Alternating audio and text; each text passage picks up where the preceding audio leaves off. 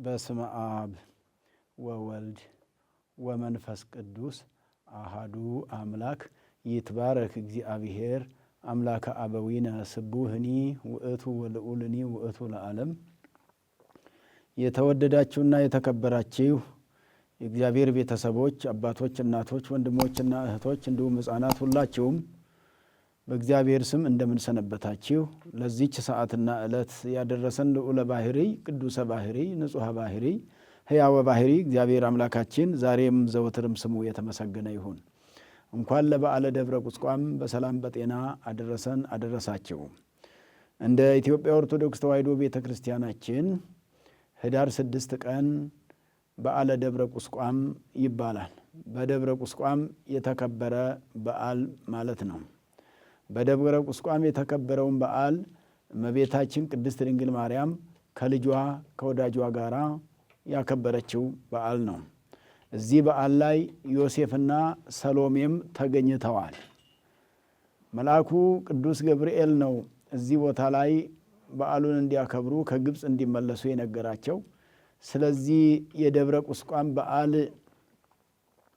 ቁስቋም በዓል የእመቤታችን በዓል ሲሆን ከ33ቱ በዓላት አንደኛው ሲሆን እመቤታችን ቅድስት ድንግል ማርያም ልጇ ወዳጇ ጌታችን መድኃኒታችን ኢየሱስ ክርስቶስን አዝላ ወደ ግብፅ ተሰዳ በግብፅ እና በበረሃ ስትንከራተት 3 ዓመት ከመንፈቅ ከኖረች በኋላ ስትመለስ ወደ እስራኤል አገር ወደ ገሊላ ወደ ናዝሬት ወደ ኢየሩሳሌም ስትመለስ ከመንገድ ላይ ያደረችበት ቦታ ነው። እንግዲህ ይህን ስፍራ በኋላ ጊዜ ቅዱስ ቴዎፍሎስ እንደተናገረው ቤተ ክርስቲያን እንደተሰራበት በእስክንድሪያ የሚገኝ ስፍራ ስለሆነ ይህ ደብረ ቁስቋም ማለት እመቤታችን ቅድስት ድንግል ማርያም ያደረችበት ቦታ ስለሆነ ቁስቋም ተአቢም ኪሩቤል፣ ቁስቋም ከኪሩቤል ትበልጣለች። ጌታን በመሸከም ጌታ ሲያድርባት በብርሃን ተሞልታ ብርሃን ለብሳ ብርሃን ተጎናጽፋ ተራራዋ በማደሯና በዚህ መልክ በመከበሩ በዓለ ቁስቋም የቁስቋም በዓል ተብሎ በቁስቋም ጌታችን መድኃኒታችን ኢየሱስ ክርስቶስ ያከበረው የሚጠት በዓል የመመለስ በዓል። እንግዲህ አዳምን ከተሰደደበት ለመመለስ ጌታ ኢየሱስ ክርስቶስ ተሰደደ። ረሃበ ነፍስና ጽምአ ነፍስ ያለበትንም አዳም ረሃበ ነፍስና ጽምአ ነፍሱን አስወግዶለት ስጋውን ደሙን ሊሰጠው የመጣ አምላካችን መድኃኒታችን ኢየሱስ ክርስቶስ በዚች በደብረ ቁስቋም ባደረ ጊዜ ዕድሜው 5 ዓመት ሆኖት ነበረ። ምክንያቱም ሲሰደድ ዓመት ከመንፈቅ ቢሆነው በስደት 3 ዓመት ከመንፈቅ አንድ ላይ 5 ዓመት ይሆነዋልና ወደ ናዝሬት ሲመለስ ወደ ገሊላ ሲመለስ ያደረበት ስፍራ ነው ደብረ ቁስቋም ማለት። ጌታ ኢየሱስ ክርስቶስ ያደረበት እመቤታችን ያደረችበት ዮሴፍና ሰሎሜም ያደሩበት ስፍራ ነውና ይህን በዓል አስመልክቶ የዕለቱ ምስባክ የሌሊቱ ወይንም ደግሞ የቅኔ ማሕሌቱ በማሕሌቱ ላይ አንገርጋሪ ከመባሉ በፊት ቅድመ እስመ ለዓለም የሚሰበከው ምስባክ ወፍኒ ረከበት ላቲ ቤተ ይላል። ወማይነቅኒሃ በታነብር እጎሊሃ ምስዋኢከ እግዚኦ እግዚአ ኃያላን። መዝሙረ ዳዊት 83 ቁጥር 3 ላይ ያለ ኃይለ ቃል ወይንም ክፍለ ምንባብ ክፍለ ምስጢር ነው።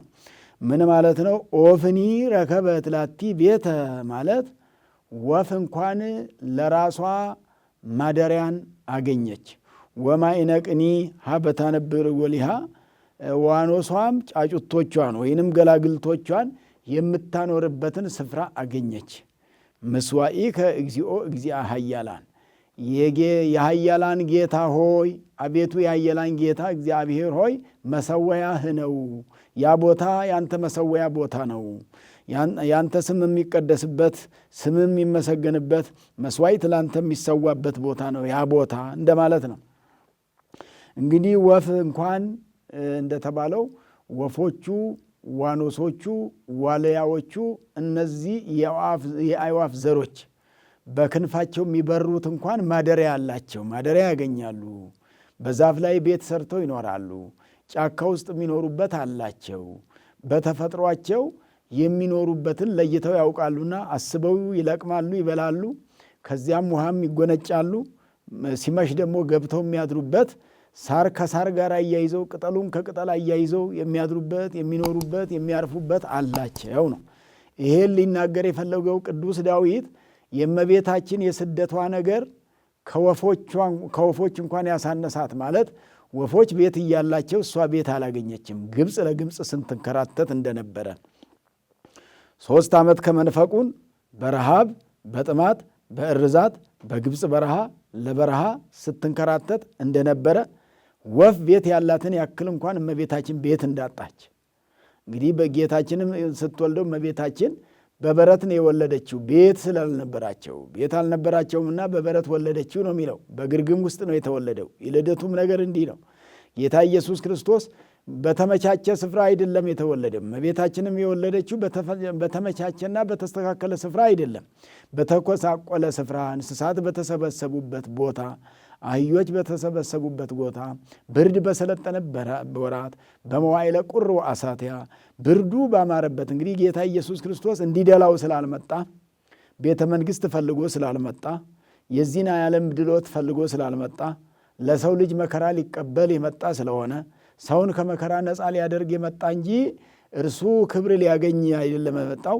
እሱ ሊዋረድ ሰው ሊከብር፣ እሱ ሊራብ ሰው ከረሃብ ነፃ ሊወጣ ድነት ሊያገኝ ለእንዲህ አይነት በጎ ነገር የመጣ ነውና ስለዚህ ወፎቹ ራሳቸውን የሚያስጠጉበት ካላቸው፣ ዋኖሶቹም የሚያድሩበት ስፍራ ካላቸው እመቤታችን ከዛ አንሳ ከነዚህ አንሳ የአምላክ እናት ወላዲተ አምላክ ዓለም እመቤታችንን ማረፊያ አሳጣት ነው። ሰራዊተ ሄሮድስ ማረፊያ አሳጧት። በዋለችበት እንዳታድር ባደረችበት እንዳትውል ሰላም ነስተዋት እረፍት ነፍሰዋት ትንከራተት ነበረ፣ መከራ ትቀበል ነበረ። እንዲህ ነው እመቤታችን ረሃብና ጥሙን ታግሳ የኖረችው። ስለዚህ ዳዊት ሊናገር የፈለገው ወፍ ለራሷ ማደሪያ ሲኖራት አንቺ ማደሪያ ተሻል ነው። እንግዲህ በሌላ መልኩ ደግሞ የአብርሃም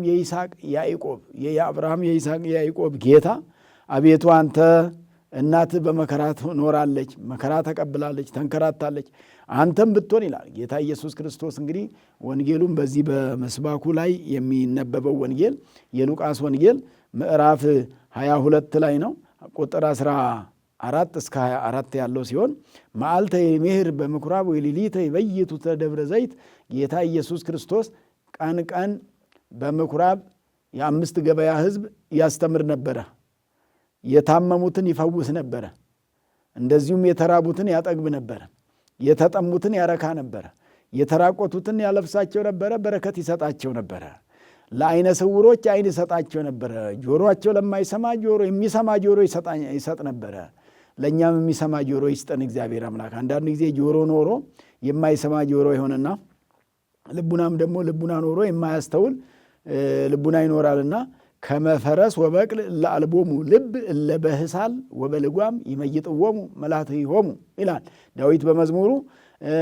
ልብ እንደሌላቸው እንደ ፈረሶች እንዳንሆን ይላልና አትሁኑ ይልና ምነው እነሱማ መከዳ ያክል ትልልቅ ልብ አላቸው የለም ቢሉ አሉ አባቶቻችን በትርጓሜያቸው። ልብ አላቸው አያስተውሉበትምና ነው።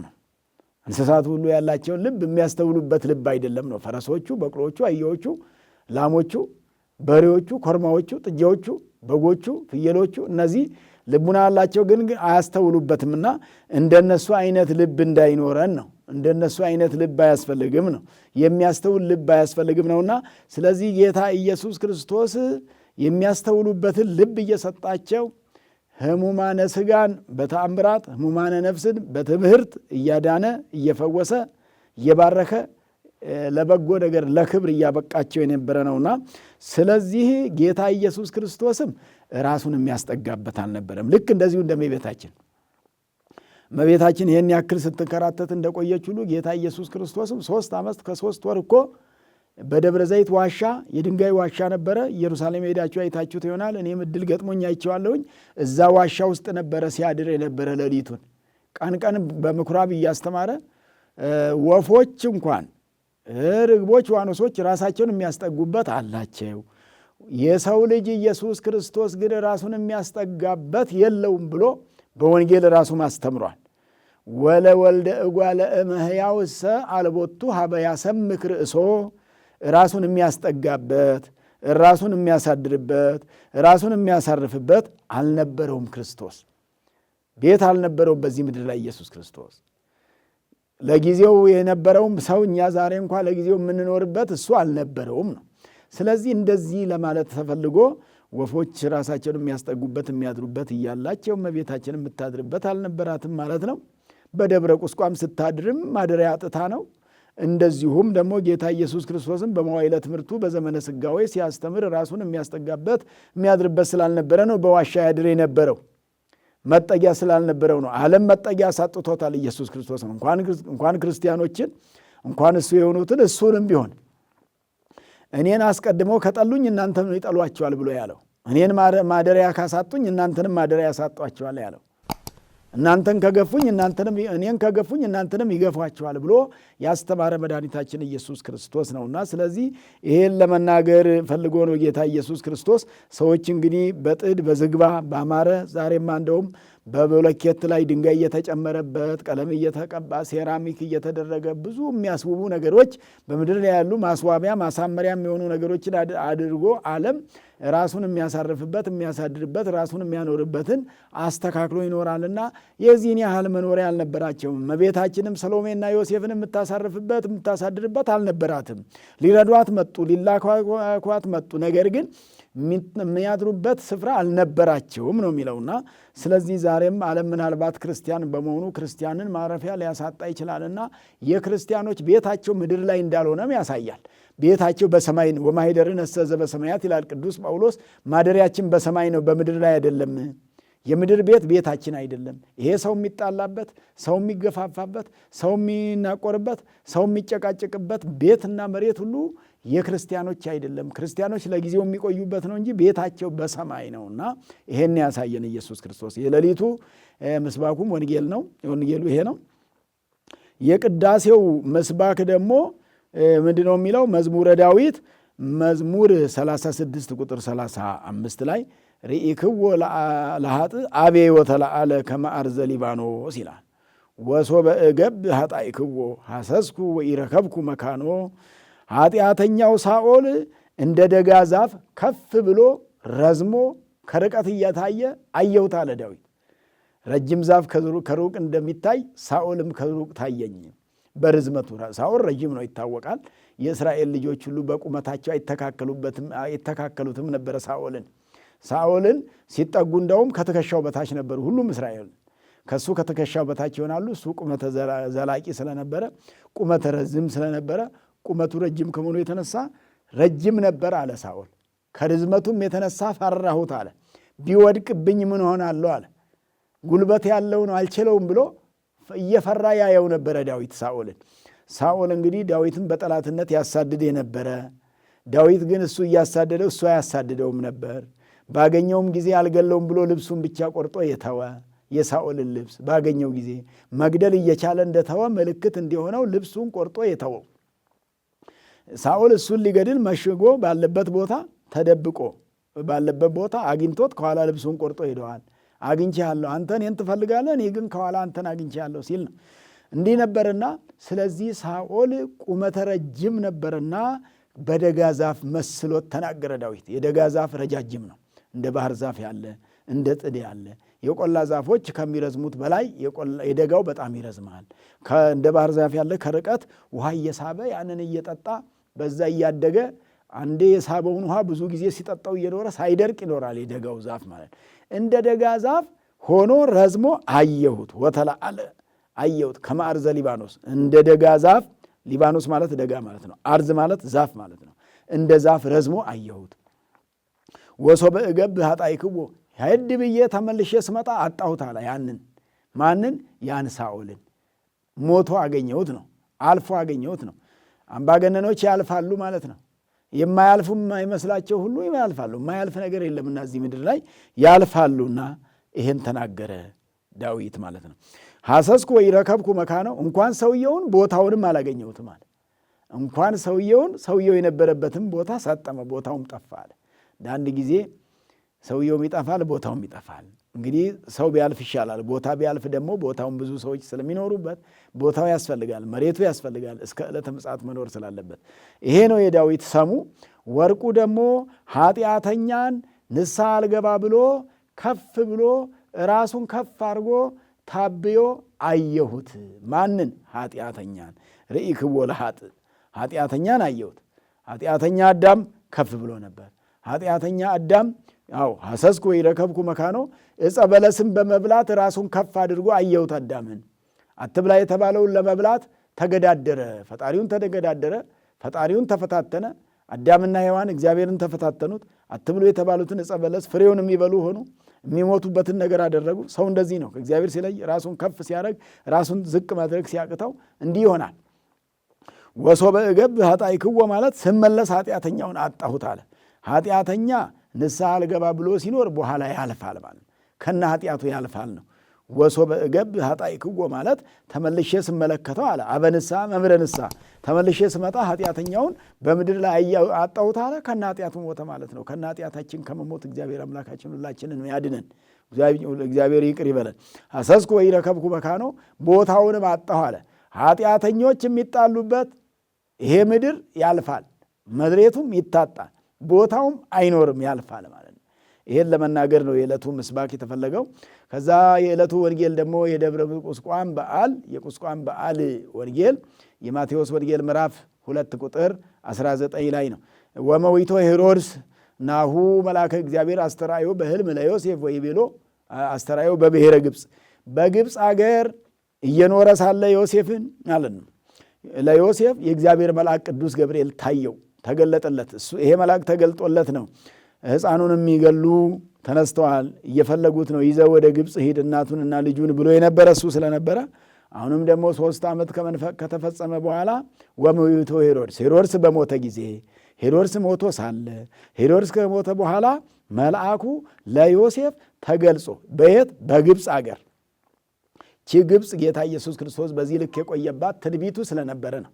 ነቢያት ወደዛች ይሰደዳል ብለው ስለተናገሩ ያን የተፈጸመው የተነገረው ትንቢት ተፈጽሟል። ሆሴ የተናገረው ትንቢተ ሆሴ ምዕራፍ 11 ቁጥር 1 ላይ፣ ኢሳይያስ ምዕራፍ 19 ላይ የተናገረው የወረድ እግዚእነ ውስተ ምድረ ግብፅ ተጽዕኖ ዲበ ደመና ቀሊል ብሎ የተናገረው የኢሳይያስ ትንቢት ተፈጽሟል። የነቢያቱ ትንቢት ስለተፈጸመ አሁን ሄሮድስም ሞቷል። እለ ያሐስስዎ ለነፍሰ ዝህ ሕፃን፣ የዚህን ሕፃን ነፍስ የሚገድሉ እንግዲህ ትቅትል ነፍሰ ብሎ ነፍስ ብሎ ሰውነት ነው። የዚህን ሕፃን ሰውነት የሚሹ ነፍስ ብሎ ደግሞ መለኮትን እንጂ ነፍስን አልተዋህደም የሚሉ መናፍቃንም አሉና ለእነሱ መልስ ሆነዋል። ይሄ ነፍሰ ዝህ ሕፃን የሚለው የዚህን ሕፃን ነፍስ የሚፈልጉ የዚህን ሕፃን ሰውነት፣ ነፍስ ሲባል ሰውነቱን ለማለት ነውና ተባርኮ ነፍሴ ለእግዚአብሔር የሚለው ዳዊት በመዝሙረ ዳዊት መዝሙር 102 ቁጥር 1 ላይ ነፍሴ የሚለው ሰውነቴም ሲል ነው። አንድም ነፍሴ ሲል ነፍሲቱ እቺ ለባዊቱ ነባቢቱ ሕያዊቱንም ነው፣ እሷንም ያመለክታል ማለት ነው። ስለዚህ እንግዲህ ጌታ ኢየሱስ ክርስቶስን ወደ ሀገር ተመለስ ወሁር ውስተ ምድረ እስራኤል፣ ወደ እስራኤል ምድር ተመለስ ስላለው ሚጠት ይባላል። ሚጠት ማለት መመለስ ማለት ነው። ተመይጦ ማለትም መመለስ ማለት ነው። ሚጠት ማለት ሳቢ ዘር ብለን በዚህ በግሱ በምናጠናው መመለስ የሚል ትርጉም የሚሰጠን ነው። ተመይጦ የሚለውን መመለስ የሚለውን እንግዲህ የእነሱ መመለስ ቅድም በመግቢያ እንደተናገርኩት የጌታ ኢየሱስ ክርስቶስን መመለስ የሚያስረዳ ነው። የአዳምን ከበደል መመለስ የሚያስረዳ ነውና በዛም ጊዜ ወተግሰ ይላል ወሶበ ሰምዐ ከመ ነግሠ አርኬላዎስ ለይሁዳ ይንተ አቡሁ፣ በአባቱ ፈንታ አርኬላዎስ የሚባል ልጁ እንደነገሰ በሰማ ጊዜ ዮሴፍ በደብረ ቁስቋም አደረ ፈርቶ ይላል። አባቱ ያልተወኝ ይህስ ይተወኛል ወይ ብሎ በዛ አደረ። በኋላ ግን ጌታ ኢየሱስ ክርስቶስ ከቁስቋምም አልፎ ወደ ናዝሬት ተመልሷል። ወደ ናዝሬት የተመለሰበት ምክንያት ደግሞ ትንቢቱ ስለተነገረ ነው። ወደ ናዝሬት እንደሚመለስ ናዝራዊም እንደሚባል በናዝሬት ዘገሊላ 25 ዓመት እንደሚያድግ በመጽሐፈ መሳፍንት ምዕራፍ 13 ቁጥር 5 ላይ ምዕራፍ 15 ቁጥር 13 ላይ እስመናሁ ናዝራዊ ሐዲስ ለእግዚአብሔር፣ ይሄ ናዝራዊ ለእግዚአብሔር ናዝራዊ ይባላል ተብሎ ናዝራዊ ይሰመይ ተብሎ ይሰመይ ይላል። ሶምሶን ናዝራዊ እንደተባለ ጌታ ኢየሱስ ክርስቶስም ናዝራዊ ሊባል በናዝሬት ኖሯል። ኢየሱስ ናዝራዊ የሚያሰኘውም በናዝሬት 25 ዓመት ስላደገ ነው፣ ስለኖረባት ነው። ሰው እንግዲህ ኢትዮጵያዊ የሚባለው በኢትዮጵያ ሲኖር በኢትዮጵያ ሲወለድ ኢትዮጵያዊ ይባላል። የኢትዮጵያዊነት ዜግነት ያለው ሰው ኢትዮጵያዊ እንደሚባለው ጌታ ኢየሱስ ክርስቶስም ሰፈሩና ቀበሌው ያድግበት የነበረው ያደገበት የኖረበት በኋላ ለትምህርት እስከሚዘዋወር ድረስ እስከ 30ው ዘመን የኖረው በናዝሬት ዘገሊላ ነው። ከናዝሬት ወደ ገሊላ ከገሊላ ወደ ናዝሬት እየተመላለሰ ለእናቱ እየታዘዘው ውሃ እየቀዳ እንጨት እየሰበረ ነው የኖረው ማለት ነው። ስለዚህ ያ ትንቢት ይፈጸም ዘንድ እንግዲህ ሶምሶንና ጌታ ይመሳሰላሉ። ምሳሌ ነው። ሶምሶን የጌታችን ምሳሌ ነው። ሶምሶን እንግዲህ በተናቀ መንሰገ አድግ በአህያ መንከሻ በአህያ መንጋጋ ብዙ አሕዛብን ፈጅቷቸዋል ነው። ጌታም ኢየሱስ ክርስቶስም አጋንንት፣ መናፍቃን፣ አይሁድ በናቋት ሞትን ድል አድርጓል፣ ሞትን አጥፍቷልና። ስለዚህ ነው እንዲህ የሚመሰለው። እንደገና ሶምሶን ደግሞ በሕይወተ ሥጋ ሳለ ካጠፋቸው አሕዛብ ከሞተ በኋላ ያጠፋቸው ወይንም ደግሞ በሞቱ ያጠፋቸው ይበልጣሉና ጌታ ኢየሱስ ክርስቶስም በሕይወተ ሥጋ ሳለ ካጠፋቸው አጋንንት በሞቱ ያጠፋቸው አጋንንት ይበልጣሉ። በሕይወተ ሥጋ ካጠፋቸው በሞቱ በቀራንዮ አደባባይ በመስቀል ላይ ሲሰቀል ያጠፋቸው አጋንንት ጠቅላላውን የቀረ ጋኔን የለም። ከዛ በፊት ግን በሰዎች ላይ የሚያድሩትን እየፈወሰ በሚያስለቀቀው ነው እንጂ ፍጹም ድነት አልነበረም። በመስቀሉ የተደረገ ድነት ግን ፍጹም ድነት፣ የመጨረሻ ድነት፣ ሁለተኛ ሞት የሌለበት የዘላለም ሕይወት የሚገኝበትን ነገር አደረገ መድኃኒታችን ኢየሱስ ክርስቶስ። ይህን ሰጠ ማለት ነው። ስለዚህ አምላካችን መድኃኒታችን ኢየሱስ ክርስቶስ በደብረ ቁስቋም ያደረበት ዕለት ስለሆነ ለበዓለ ደብረ ቁስቋም ያደረሰን አምላካችን መድኃኒታችን ኢየሱስ ክርስቶስ ስሙ የተመሰገነ ይሁን። የእመቤታችን የቅድስት ድንግል ማርያም በረከትና ረድኤት አይለየን። እንግዲህ ይሄ በዓል የሚጠት ተብሎ የሚከበር እመቤታችን መመለሷን እንደተሰደደች እንዳልቀረች የምናስተውልበት ነው። እንደተሰደደች አልቀረችም። ጌታም እንደተሰደደ አልቀረም። የተሰደዱ ይመለሳሉ። ብፁዓን እለ ይሰደዱ በእንተ ጽድቅ፣ ስለ ጽድቅ የሚሰደዱ። አዎ መንግሥተ ሰማይ እስመ ሎሙ ውእቲ መንግሥተ ሰማያት፣ መንግሥተ ሰማያት የነሱ ናትና ይላል። ሌላም ሰው የሚሰደድ ቢኖር የሚሰደድበት ዓላማው እውነት ከሆነ የሚሰደድበት የሃይማኖት ጉዳይ ከሆነ የሚሰደድበት ጉዳይ ምድራዊ ነገር ካልተቀላቀለበት፣ ምድራዊ ሐሳብ ከሌለበት፣ ምድራዊ ፍላጎት ከሌለበት እውነተኛ ለሃይማኖት ብሎ የተሰደደ ሰው ካለ ያ ዋጋው መንግሥተ ሰማያትን ያሰጠዋልና እስመ ሎሙ ውእቲ መንግሥተ ሰማያት። ዛሬም ሰው ይሰደዳል በግል በራሱ ፍላጎት የሥጋ ፍላጎቱን ለማሟላት የሚሰደድ ሳይሆን መንፈሳዊ ነገሩን ለማሟላት ወደ ገዳም የሚሰደዱ፣ ወደ ጽድቅ ስፍራ የሚሰደዱ፣ ዓለም ይቅርብኝ ብሎ ከዚህ ዓለም ተሰደው ወደ በረሃ የሚገቡ፣ ወደ ምነና የሚገቡ፣ ወደ ዋሻ የሚገቡ፣ ወደ ጸሎት የሚገቡ፣ ከዚህ ዓለም የሚለዩ፣ ዓለምን ትተው የሄዱ መንግሥተ ሰማያት የነሱ ናት ስለሚል ዛሬም ቢሆን ስለ ጽድቅ የሚራቡም የሚጠሙም ስለ ጽድቅ የሚሰደዱም እነዚህ ሁሉ ብፁዓን ናቸው ተብሎ በአንቀጸ ብፁዓን የተነገረ ነውና ስለዚህ ብፁዓን ለመባል መሰደዱ የሚገባው ከኃጢአት ወደ ጽድቅ መሰደድ ነው። ከክፋት ወደ በጎነት መመለስ ነው። እመቤታችን ከስደቱ ዓለም ከምድረ ግብፅ እንደተመለሰች ኢትዮጵያንም ባርካ ወደ ኢየሩሳሌም ወደ ናዝሬት ወደ ቁስቋም እንደተመለሰች ቁስቋም አድራ ከዛ ወደ ናዝሬት ነው ሄደችውና ስለዚህ ሁላችንም ወደ በጎ ነገር እንድንመለስ አምላካችን መድኃኒታችን ኢየሱስ ክርስቶስ ሁላችንንም ይርዳን፣ በረከቱን ረድኤቱን ያድለን። እንግዲህ ከዚህ ጋር ተያይዞ መስከረም 6 ቀን የእመቤታችንን በዓል የደብረ ቁስቋሙን ካከበርን በኋላ አያይዞ ግን የእሁዱ መዝሙር በ7 ማለት ነው ከ6 ጀምሮ እስከ 12 ድረስ ያለው መዝሙር ይተዘኪሮ አበሳነ ነው የሚለው። ኢህአደገነ ፍጹመ ንማስን ማለት በደላችንን ሳያስብ ኢህአደገነ አልተወንም፣ ፍጹመ ንማስን ፈጽሞ እንጠፋ ዘንድ እግዚአብሔር እንድንጠፋ አልተወንም። ይተዘኪሮ አበሳነ ማለት አበሳችንን ሳያስብ። ይሄ መዝሙር የአስተምሮ መዝሙር ዘመነ አስተምሮ ነው የሚባለው ከህዳር 6 ጀምሮ ያለውና ዘመነ አስተምሮ ስለሆነ በዚህ ወቅት አበሳችንን ሳያስብ አልተወንም። ማን? እግዚአብሔር። ፍጹመ ንባስን ፈጽሞ እንጠፋ ዘንድ እግዚአብሔር በጥፋት አልተወንም። አዘዞሙ ሙሴ ለሕዝብ ያክብሩ ሰንበተ በጽድቅ ሙሴ ሕዝቡን አዘዘ። ምን ብሎ? ሰንበትን በእውነት ያከብሩ ዘንድ።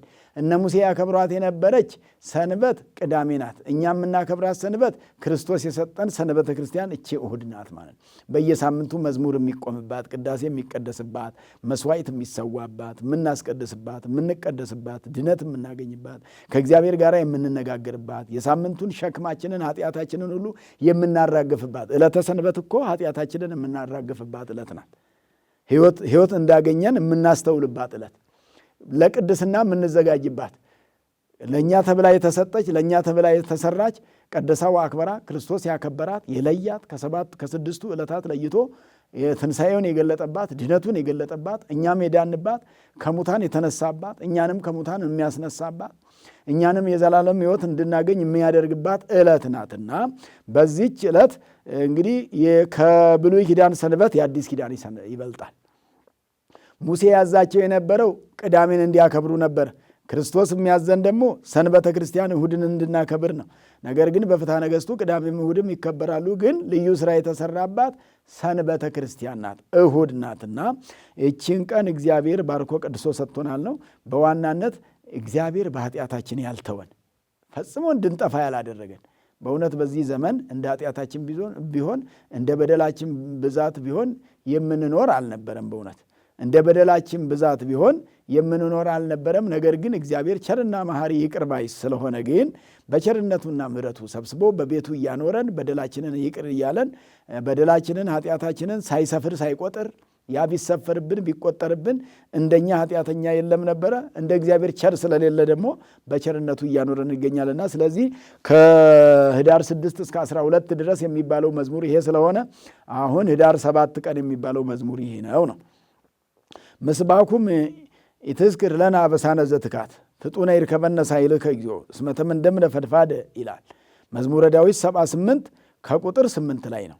መዝሙረ ዳዊት 78 ቁጥር 8 ላይ አቤቱ ጌታ ሆይ የቀደመ በደላችንን አታስብብን። የቀደመ በደላችንን ማለት የ5500 ዘመኑን በደል ማለት ነው።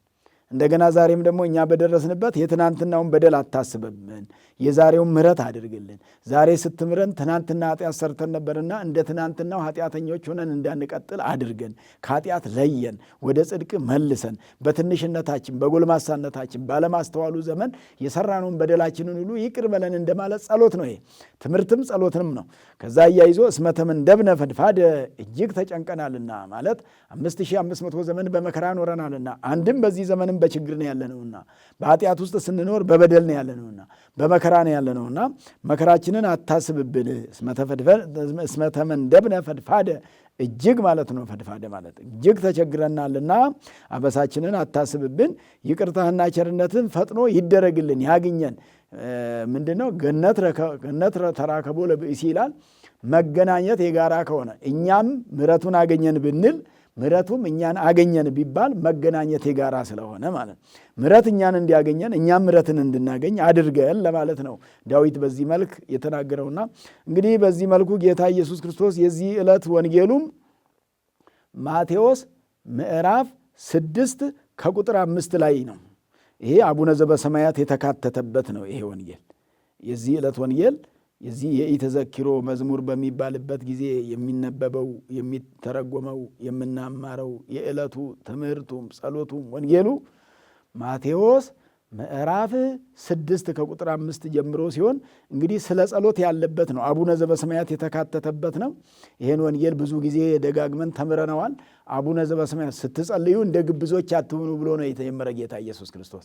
ግብዞች በየሜዳው ሲጸልዩ መታየትን ይፈልጋሉ። ሰው እንዲያይላቸው፣ እግዚአብሔር ከሚያይላቸው ይልቅ ሰው እንዲያይላቸው። የግብዞች ጠባይ እንደዛ ነው። ግብዝ የሚባለው ግብዝ መደልው ፈሪሳውያን እንደዛ ነበረ ስራቸው። ግብዞች ከመሆናቸው የተነሳ ሰው እንዲያይላቸው፣ ሰው እንዲሰማላቸው፣ ጸሎታቸው ወደ ሰው ነው፣ ወደ እግዚአብሔር አይደለም። ሰው ካየላቸው የጸደቁበት ይመስላቸዋል። ሰው ከሰማላቸው የዳኑበት ይመስላቸዋል። ጌታ ኢየሱስ ክርስቶስ ግን እንደነሱ አትሁኑ። ይሄ ማለት በሰው ፊት አይጸለይም ማለት አይደለም። ተሰውረ ጸልይ ይላል። የንስሐ ሲሆን ስውር ጸሎት ሲሆን ከመምህር ንስሐ የተቀበሉት ሲሆን በግል ይጸለያል። የማይበር ጸሎት ሲሆን በሰው ፊትም ይጸለያል። የግልንም ቢሆን ቅጽረ ቤተክርስቲያን ሄዶ ይጸለያል። ቤተክርስቲያን በቅዳሴ ሰዓት ነው የማይጸለዩ። ከቅዳሴ የበለጠ ጸሎት ስለሌለ ምእመናን ስታስቀድሱ አትጸልዩ። ቅዳሴ ራሱ ጸሎት ስለሆነ በጸሎት ላይ ሌላ ጸሎት ስለሌለ ወይ ከመጀመሩ በፊት ወይ ካለቀ በኋላ ነው የሚጸለየው። ስለዚህ ጌታ ኢየሱስ ክርስቶስ ምንድን ያለው? እንደ ግብዞች አንተ ስትጸልይ በስውር ጸልይ፣ አባት ያያሃል፣ በግልጽም ዋጋህን በዕለተ ምጽአት በጎ ነገር ይሰጠሃል። እነዛ በምድር ላይ ዋጋቸውን ተቀበሉ። እነዚህ ግብዞቹ ፈሪሳውያኑ ጸሐፍቱ ዋጋቸውም ከሰው መመስገን ስለነበረ ከሰው ምስጋና ካገኙ ይሄ ነው ዋጋቸው አለ። ከሰው ለመመስገን የሚፈልጉ ሰዎች በሰው ካልተመሰገኑ የሚከፋቸው ሰዎች አሉ። ሰው ካላመሰገናቸው፣ ሰው ብዙ ነገር ካላለላቸው፣ ሰው ካላጨበጨበላቸው፣ ሰው እልል ካላላላቸው የሚከፋቸው ሰዎች አሉ። የእግዚአብሔር ሰዎች ደግሞ ሰው በምድር እንዲያመሰግናቸው አይፈልጉም። የእግዚአብሔርን ምስጋና ሊወስዱበት አይፈልጉም። ብዙ ሰው የእግዚአብሔርን ምስጋና ወስዶበታል። እግዚአብሔር በመመስገን ፈንታ የሚመሰገኑ አሉ። ራሳቸውን በምስጋና ቦታ አስቀምጠው ሰዎች ካላመሰገኗቸው የሚያኮርፉ አሉ፣ የሚቀየሙ አሉ። አላመሰገነኝም የሚሉ አሉ። ስሜን አላነጋገሰም የሚሉ አሉ። ስሜን ከፍ ከፍ አላደረገም የሚሉ አሉ። ይሄ ግብዝነት ነው። ከእንዲህ አይነቱ ግብዝነት እግዚአብሔር አምላካችን ይሰውረን። እንግዲህ ጌታ ኢየሱስ ክርስቶስ ስትጸልዩ እንዲህ በሉ ብሎ አጭር ጸሎት ነው ያስተማራቸው። አባታችን ሆይ በሰማያት የምትኖር ስምህ ይቀደስ፣ መንግሥትህ ትምጣ፣ ፈቃድህ በሰማይ እንደሆነ እንዲሁም በምድር ይሁን።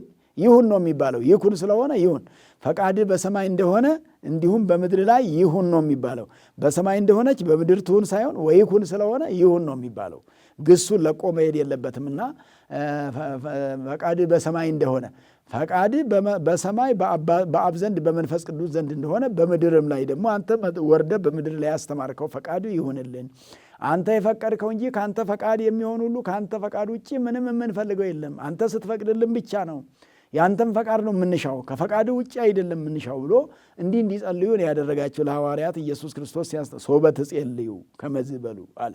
ስትጸልዩ እናንተ እንዲበሉ ብሎ ጸሎት አስተማራቸው ለሐዋርያት። የሚጸልዩትን ነገርም እንዴት እንደሚጸልዩም ምን እንደሚጸልዩም አስተማራቸው። እንዴት እንደሚጸልዩ እንደ ግብዞች ሳይሆኑ ምን እንደሚጸልዩ አቡነ ዘበሰማያትን እንዲጸልዩ። እንግዲህ ጸሎት ስንጀምርም አቡነ ዘበሰማያት ብለን ነው፣ ስንጨርስም ማይተመ ጸሎት ማጠቃለያው መዝጊያው አቡነ ዘበሰማያት ነውና የአቡነ ዘበሰማያት ጸሎት ውስጥ አምስት ዋና ነገሮች አሉ። አምስቶቹ ምንድናቸው? አንደኛው እምነት ነው ወይንም ሃይማኖት ነው። የማይታየውን እግዚአብሔርን አባታችን ሆይ ብሎ መጥራት አምነን ነው አባታችን ያልነው እንጂ አላየነውም።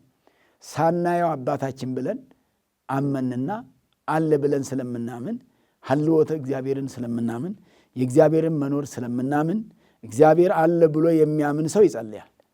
እግዚአብሔር አለ ብሎ የማያምን ሰው ደግሞ አይጸልይም። ለጸሎት ቅድሚያ እምነት ነው የሚያስፈልገው። ሳያምኑ መጸለይ አይቻልም። ሳያምኑ መጸለይ ማነብነብ ነው የሚሆነው ወይ ንባብ ነው የሚሆነው እንጂ ጸሎት አይደለም፣ ልመና አይሆንም። ጸሎት ማለት ልመና ነው።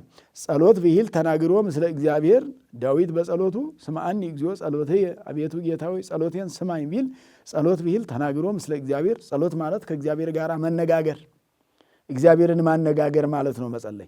እግዚአብሔርን ለማነጋገር ደግሞ ሌላ ነገር ማነጋገር ትቶ ነው፣ ሐሳብን ሰብስቦ ነው። በአንድ ህሊና በሰቂለ ህሊና በሰፊያ አይምሮ በጽና ሃይማኖት በጽና ምግባር ሆኖ ነው። በጸና ምግባርና በቀና ሃይማኖት ሆኖ በጸና ሃይማኖትና በቀና ምግባር ሆኖ እግዚአብሔርን መለመን ነው።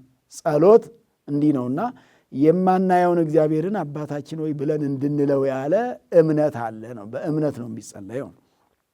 እንደገና ደግሞ በዚህ ውስጥ ተስፋ ይገኛል። ሁለተኛው ተስፋ ነው። ተስፋ ማለት መንግሥት ይሰጠን ብሎ መለመን፣ ተስፋ መንግሥተ ሰማያትን ይዞ መዘመን። የሚጸለየው ለመንግሥተ ሰማያት እኮ ነው፣ ለሌላ ነገር እኮ አይደለም። በምድር ላለ ነገር እኮ አይደለም። በምድር ለሚበላ ለሚጠጣ ለሚለበስ ለሚኖርበት አይደለም። እሱ ሁለተኛው ነገር ነው። የመጀመሪያው ያው ሁልጊዜ እንደምንማረው አስቀድማችሁ ሃይማኖትና ምግባርን ፈልጉ እንደተባልን ሁሉ ከዛም ደግሞ መንግሥተ ሰማያት እንዲሰጣችሁ እመኑ እንደተባልነው ሁሉ መንግሥተ ሰማያትን ተስፋ አድርጎ መጸለይ ስለሆነ በአቡነ ዘበሰማያት ውስጥ ተስፋ አለ ነው። ከዛ ሶስተኛው ደግሞ ፍቅር ነው። አንዱ ለአንዱ ምግብ ስጠን ብሎ አንዱ ለአንዱ ስጠኝ ብቻ ሳይሆን ስጠን ብሎ መለመን ፍቅር ነው። እርስ በርስ ተዋዶ ለሌላውም እየጸለዩ ነው የሚጸለየው። ስጠኝ ብቻ ብሎ አይለመንም፣ ስጠን ብሎ ነው። ሌላውንም ጨምሮ ነው፣ ጎረቤትን ጨምሮ ነው። ከፊት ያለውን፣ ከኋላ ያለውን፣ ከቀኝ ያለውን፣ ከግራ ያለውን፣ በዙሪያችሁ ያለውን ሰው ጨምራችሁ ጸልዩ። ስለ ሌላም መጸለይ እንልመድ።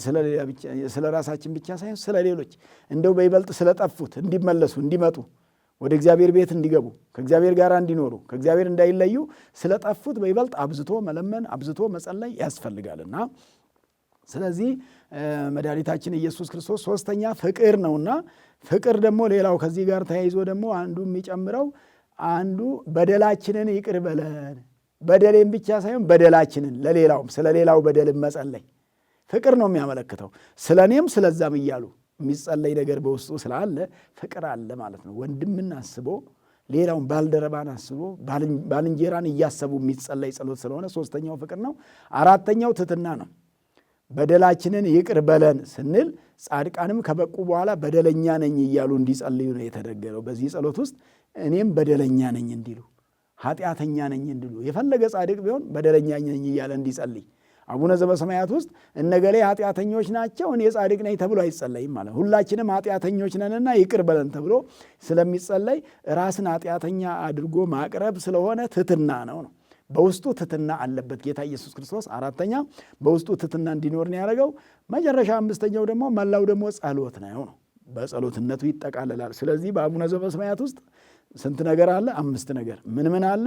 ሃይማኖት፣ ተስፋ፣ ፍቅር፣ ትሕትና፣ ጸሎት 5 ነገሮች በውስጡ አሉ ማለት ነውና ስለዚህ አቡነ ዘበሰማያት የማይሰለች ጸሎት፣ የማይሰለች ትምህርት፣ በቀንም በሌሊትም የምንለው ደጋግሞ የሚባል 12 ጊዜ የሚጸለይ አብዝተን የምንጸለየው 12 ጊዜ አቡነ ዘበሰማያት መጸለይ ከውዳሴ ማርያም በኋላ ውዳሴ ማርያም አድርሶ 12 ጊዜ አቡነ ዘበሰማያት ደጋግሞ ሲጸልይ እነዚህን ነገሮች ደጋግሞ መጸለይ ማለት ነው። ጌታ ኢየሱስ ክርስቶስ ለሐዋርያት ያስተማረው ጸሎት እሱ ስለሆነ እኛም ዛሬ የምንጸልየው ይሄው ነው።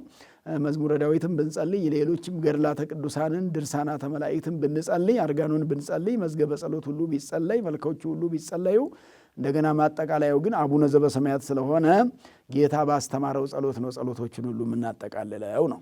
የምንጀምረውም በዚህ ነው፣ የምንጨርሰውም የዘውትር ጸሎት ውስጥም ስለሆነ ያለውና የዘውትር ጸሎታችንን የሚቀበለን አምላካችን ስሙ የተመሰገነ ይሁን። እንግዲህ ከዚህ ጋር ተያይዞ መስከረም 7 ዘንድሮ እሁድ ነው የዋለው። መስከረም 7 ቀን ቅዱስ ጊዮርጊስ በአንዲት ባልቴት ቤት በምሰሶ ላይ ታስሮ የዋለበት ዕለት ነው።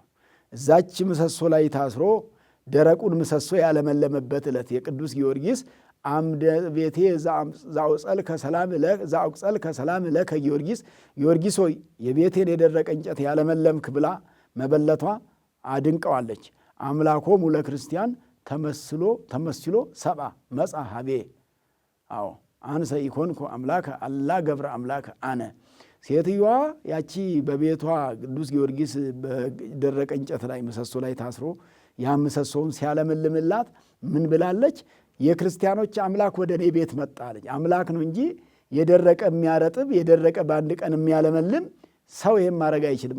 ቅዱስ ጊዮርጊስ ሰው ነውና እሱ ይሄን ማድረግ አይችልም ብላ ምን አለች? የክርስቲያኖች አምላክ ተመስሎ ሰብአ መጻ ሀቤ ሰውን ተመስሎ ወደ እኔ መጣ አለች።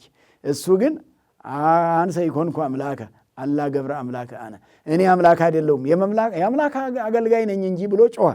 ሐዋርያትን ጊዜ አማልክት ወደኛ መጡ ብለው በግብረ ሐዋርያት ላይ ያለው ሰዎቹ ላሞች ሁሉ ለነሱ ለመሰዋት ሲሯሯጡ አይተው ልብሳቸውን ቀደዱ ይላል። ምን ነው ከአምላካችን ጋር አስተካከላችሁም ብለው ልብሳቸውን ቀደው ራቁታቸውን ቆሙ። ምክንያቱም የአምላክን ምስጋና እኛ መውሰድ ራቁት መቆም ስለሆነ ብለው እንዲህ ነው ያሉት።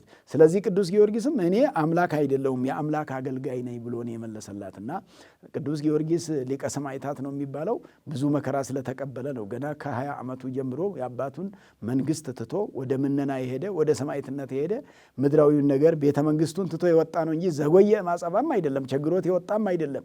ቅዱስ ጊዮርጊስ ቸግሮት ምነና የሄደ ሳይሆን ይቅር ብሎ የወጣ የእግዚአብሔር ፍቅሩ በልቡናው ያደረ ፍቅረ ኢየሱስ ክርስቶስ በልቡናው አድሮ ከዚህ ዓለም የለየው የዓለምን ቁሳዊ ነገር ሁሉ ያስናቀው ይህን ሁሉ ንቆ እንዲሄድ ያደረገው የእግዚአብሔር ቸርነትና የእግዚአብሔር ጣዕመ እግዚአብሔርን የቀመሰ ነውና ኅዳር 7 ቀን ቅዱስ ጊዮርጊስ የደረቁን ምሰሶ ወይ አንዲት ባልቴት ቤት ውስጥ ገብቶ እዛ ለመከራ ብለው መከራ ሲያጸኑበት መናፍቃን በዚያ ላይ አዝረው ሲያሰቃዩት እሱ ደግሞ ተአምር አደረገ። ዕለቱን አምደ መበለትን አለመለመ፣ ቅጠል እንዲለብስ አደረገው ነው።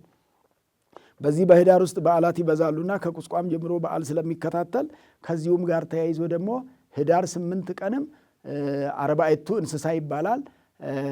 አርባዕቱ እንስሳ የሚባሉት ገጸ ንስር፣ ገጸ ላይም፣ ገጸ አንበሳ፣ ገጸ ብእሲ። ስለ የሰው መልክ የሰው ገጽ ያለው አለ፣ የአንበሳ ገጽ ያለው አለ፣ የንስር ገጽ ያለው አለ፣ የላይም ገጽ ያለው አለ። ያ ገጸ ላይ ስለ ላሞች የሚለምን ነው። ገጸ አንበሳ ስለ አራዊት የሚለምን ነው፣ ስለ አናብስት። ገጸ ንስር ስለ አሞራዎች በክንፋቸው ስለሚበሩት የሚለምን ነው። ገጸ ብእሲ ስለ ሰው ልጅ የሚለምን ነው። ስለዚህ አርባዕቱ እንስሳ መላእክት ናቸውና የነሱ በዓል ነው። እነሱ ተፈጥሯቸው ታስቦ ለምስጋና መፈጠራቸውን የምናስብበት ቀን እሉ ኪሩቤል ወሱራፌል ያዐርጉ ስብሐተ እንዘ ይብሉ፣ ምስጋና ለእግዚአብሔር የሚያሳርጉ ለእግዚአብሔር ሁልጊዜ 24ቱን ሰዓት ሁሉ እግዚአብሔርን የሚያመሰግኑ ስለሆኑ አርባዕቱ እንስሳ ነው በዓሉ። ህዳር 8 ቀን ህዳር 9 ቀን ደግሞ ሰለስቱ ምዕት አርዮስን አውግዞ የለዩበት ስለሆነ በወሩም እንደዛ ነው።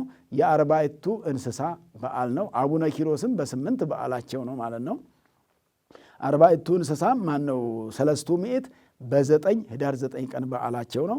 እንደዚሁ ደግሞ ህዳር 11 ቀን አንድ ቀን በመካከል በ10 ታልፎ ህዳር 11 ቀን ደግሞ ሐና ያረፈችበት ዕለት ነው። ሐና የእመቤታችን እናት ናት። ቅድስት ሐና ክብርት ሐና ያረፈችበት የከበረችበት ወደ ገነት ወደ መንግሥተ ሰማያት ነው። እንግዲህ ወደ ገነት ገብታ ነው አሁን ያለችው።